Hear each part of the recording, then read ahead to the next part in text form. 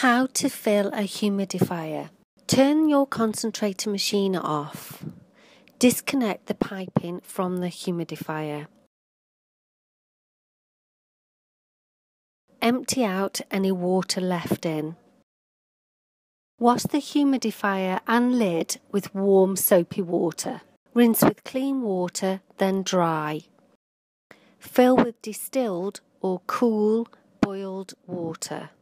The amount should be higher than the minimum level and lower than the maximum level. Replace the lid. Turn the lid anti-clockwise until you hear the clicks. Then turn clockwise to tighten the lid. Place the humidifier back on the stand. Connect the tubing from the concentrator to the nozzle on the top of the humidifier. Connect the tubing from the patient to the nozzle on the side of the humidifier.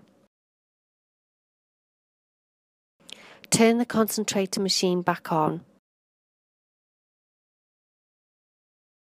Check the water in the humidifier begins to bubble.